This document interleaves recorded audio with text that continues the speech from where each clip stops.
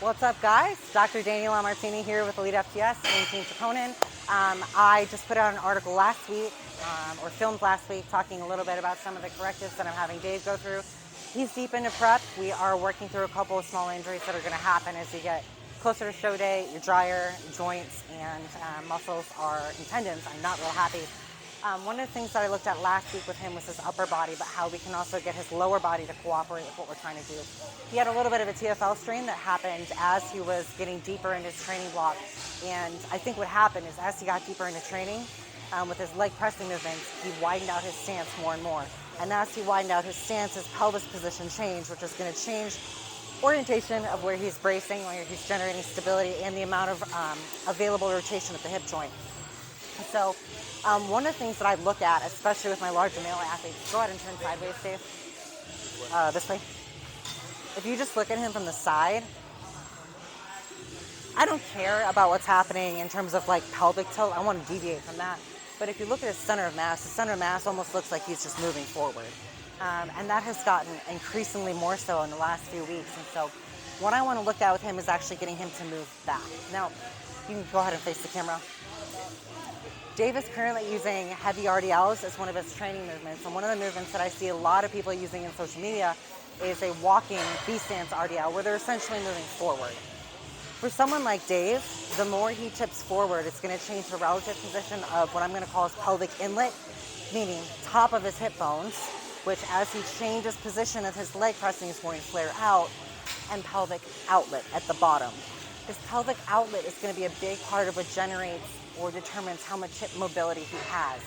So given he's using a heavy RDL, which is going to take his pelvic inlet and flare it out for one of his main loading movements, one of the ways I want to keep him healthy in these next few weeks as he's coming into his show so that he can get the most out of his rebound is by actually shifting him back and changing the relative position of the pelvic inlet and pelvic outlet. So rather than having him do a walking RDL going forward, again, so many of my big guys, you're so good at moving forward, but you don't know how to shift back.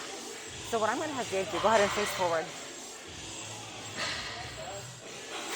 If I want to close this left side, I need to get him to shift over his left side and do it from a position of actually shifting back and being able to shift his hips back and open his posterior pelvic outlet. I can only touch his butt because he's my husband.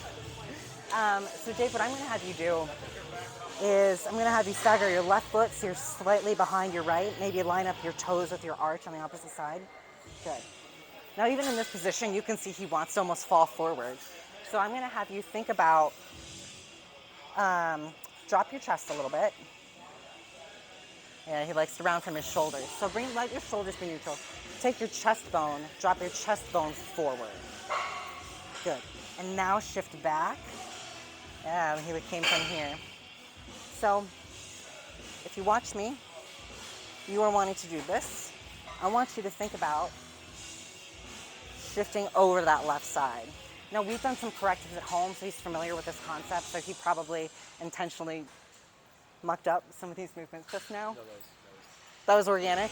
Yeah, that was organic. Okay, so he really needs to work on this.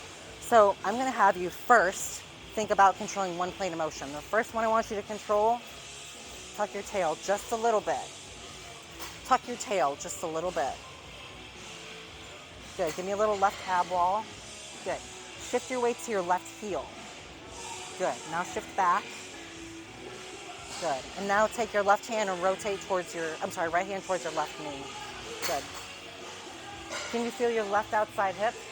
Good. I'm going to shift him even just a little bit more. So he's basically going into a B-stance RDL.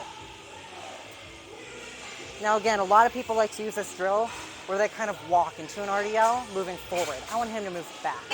So once you're in that left-sided position, you're going to go to just left stance, go to a B stance, soft knee. Good. Shift left. Can you feel your left inner thigh? Good. That left inner thigh is what we're going to use to kind of reposition again, pelvis inlet and outlet. Okay. Now think about raising your right foot off the ground just a little.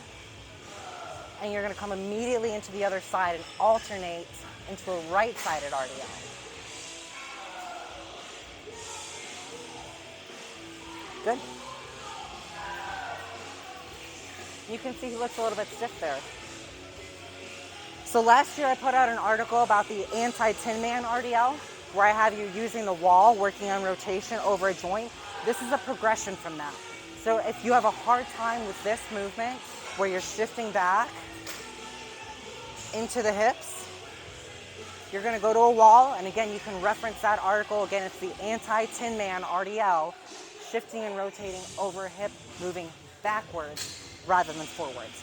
So what this drill should look like, over the left side, feeling the glute and hamstring come up into the alternating side. And you always want to be thinking about what's happening with the positions of your hip bones and being able to alternate. So here my hip bones are oriented to the right. They're oriented, should be, I struggle, oriented to the left. So again, just to recap, the purpose of this is to get Dave shifting backwards to facilitate muscles that are going to help reposition pelvis inlet and outlet and allow ab wall, adductor, outer glute, and posterior hip caps to actually rotate together so that he can access hip, posterior hip, more than TFL in his pressing movements and his walking lunges, and let him be healthy for his rebound phase.